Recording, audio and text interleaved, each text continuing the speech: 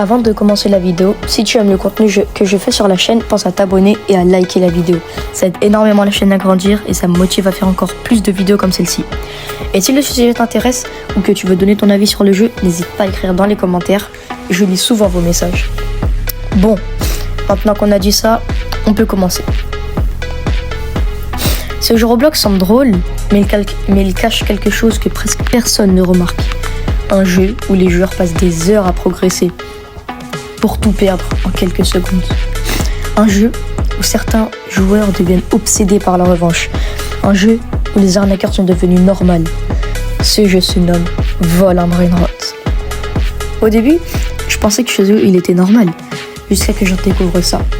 Dans cette vidéo, on va analyser ce jeu en profondeur, comment il fonctionne, pourquoi il est devenu si populaire et surtout, pourquoi certains joueurs pensent qu'il est l'un des jeux Roblox les plus toxiques du moment. Et reste bien jusqu'à la fin de la vidéo parce que le dernier point est probablement le plus choquant. Chapitre 1. Qu'est-ce que Vol un Brainrot ? Avant de parler du problème, il faut comprendre comment fonctionne le jeu. Vol un Brainrot est un jeu Roblox basé sur un principe très simple, voler les objets des autres joueurs. Quand tu arrives sur le jeu, tu commences presque sans rien. Ton objectif est de collecter ce qu'on appelle des Brainrots. Les Brainrots sont des personnages ou objets inspirés de même internet, souvent absurdes ou drôles. Certains sont communs, d'autres sont beaucoup plus rares. Évidemment, plus un Brainrot est rare, plus les autres joueurs vont vouloir te le voler. Là où le jeu devient vraiment étrange, c'est ici. Le gameplay repose sur 3 choses. 1. Obtenir des Brainrots. 2. Protéger ses Brainrots. 3. Voler ceux des autres. Au début, ça peut sembler amusant.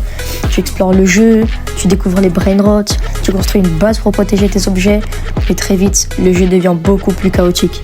Parce que dans Vol un Brainrot, les autres joueurs ne sont pas seulement des adversaires, ils sont aussi la principale ressource du jeu.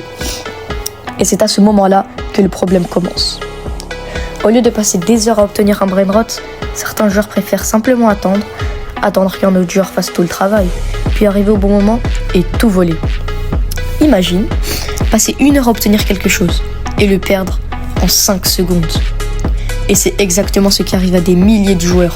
Tu passes 30 minutes à essayer d'obtenir un objet rare, tu réussis enfin, tu es content, tu retournes à ta base pour le protéger, mais pendant ce temps, un autre joueur trouve une faille dans ta base et en quelques secondes, ton Brainrot disparaît. Tout ton travail vient d'être volé et ce détail change complètement la façon de voir ce jeu parce que le jeu encourage ce comportement. Voler est souvent plus rapide.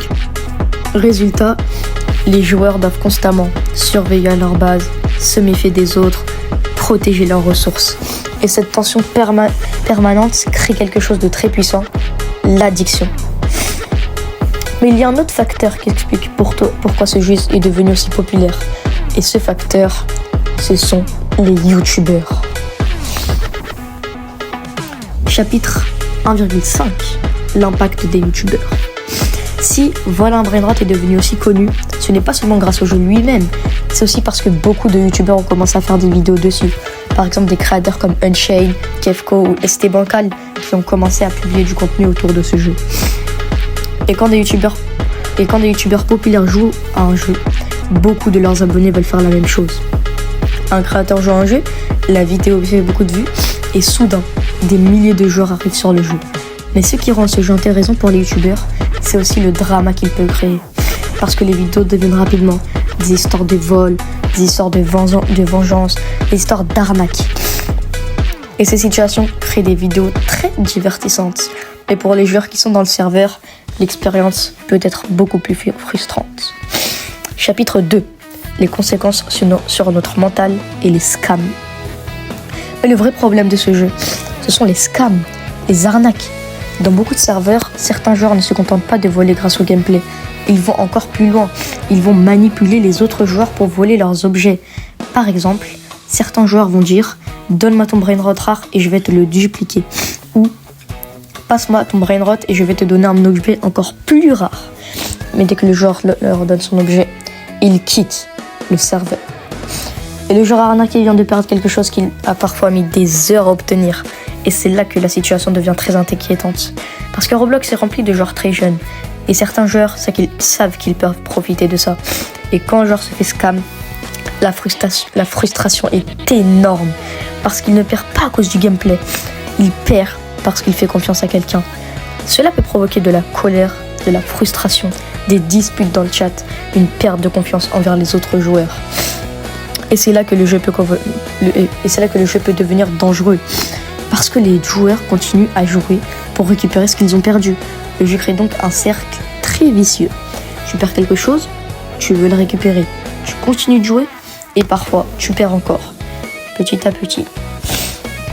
Le jeu crée du stress, de la colère, une obsession pour récupérer les objets perdus.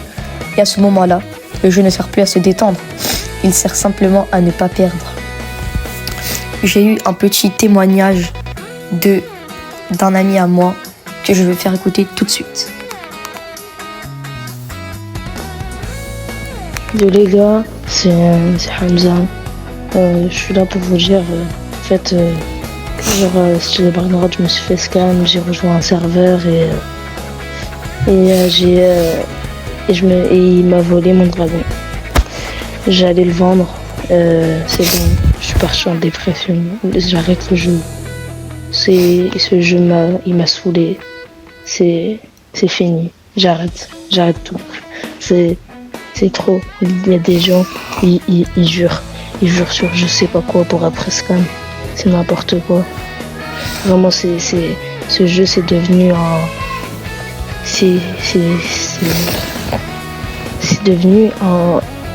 un jeu toxique où le but, c'est de scam. Le but, c'est même pas de voler des brainrot, de jouer, de s'amuser. Non, c'est de scam. Tu peux te faire scam par ton pote à tout moment, juste pour un jeu vidéo. Et les gars, faites attention. Conclusion. Et c'est exactement pour cela que certains joueurs commencent à arrêter le jeu. Mais la vraie question est celle-ci. Est-ce que le jeu est vraiment fait pour s'amuser ou pour te faire rester le plus longtemps possible? Parce qu'au final, un jeu devrait te faire passer un bon moment. Mais si un jeu te rend plus frustré qu'heureux, alors peut-être que le problème n'est pas toi. Peut-être que c'est tout simplement le jeu.